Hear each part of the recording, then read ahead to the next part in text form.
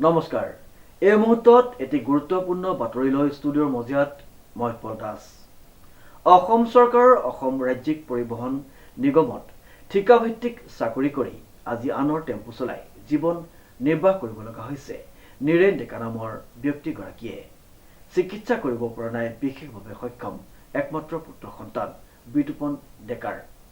একমাত্ৰ পুত্ৰৰ চিকিৎসাৰ ক্ষেত্ৰত এতিয়া অসহায় পিতৃ নীৰেণ ডেকা আৰু মাতৃ নমিতা ডেকা।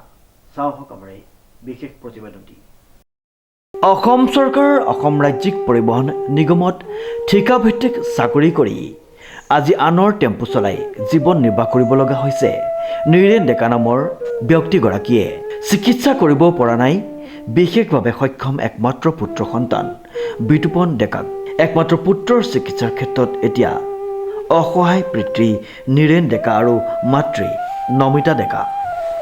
চাকৰি থকা বুলি পূৰ্বৰ দৰে আজিও বঞ্চিত চৰকাৰী গৃহৰ লগতে অন্যান্য সা সুবিধাৰ পৰা। এতিয়া দুৰ্ভগীয়া পৰিয়ালটিয়ে বিচাৰিছে অসমৰ জনপ্ৰিয় মুখ্যমন্ত্ৰী ডক্টৰ হিমন্ত বিশ্ব শৰ্মাৰ কিছু সহায়ৰ হাত, যাতে বিতুপনৰ সু চিকিৎসাৰ ব্যৱস্থা কৰিব পৰা যায়। নীৰেণ ডেকা। ক'ত কাম কৰিছিল আগতে আপুনি? মই আমাৰ ASTCত চাকৰি কৰিছিলোঁ। এতিয়া আপোনাৰ চাকৰিটা আছে নে? চাকৰিটো নাই। কিমানজনৰ চাকৰি গুচি গ'ল? 771। আপোনাৰ ল'ৰা সন্তান আছে? ল'ৰা এটা ছোৱালী এটা। কি অসুবিধা হৈছে আপোনাৰ? তাৰ ল'ৰাটো তাৰমানে সি খোজ কাঢ়িব নোৱাৰে জন্মৰ পৰা, কিন্তু ছোৱালীটো আছিল, কিন্তু ছোৱালীটো তাই এতিয়া বৰ্তমান সম্পূৰ্ণ সুস্থ। তাই স্কুলত যায়, তাই ক্লাছ 6ত পঢ়ে তাই এতিয়া।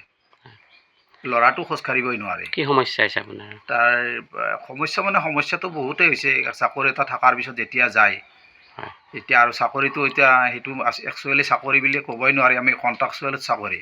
মাত্ৰ 8,500 টকা দৰমহা দিছিল। দৰমহা দিয়াতে সেই তাৰে কাৰণে এৰি হ'লেও মই অলপ চলপ তাক ট্ৰিটমেণ্ট কৰাৰ কাৰণে। পেঞ্চন আছে নেকি আপোনাৰ? পেঞ্চন নাই। এতিয়া আপুনি কি কাম কৰে বৰ্তমান? এতিয়া মই বেলেগৰ টেম্পো এখন চলাই আছোঁ। মই এতিয়া টেম্পো চলাই আছে। টেম্পোৰতো ইনকাম নাই, একো নাই এতিয়া। বহি আছে আজি ঘৰত? বহি আছে, আজিওতো ঘৰত বহি আছোঁ। হয়।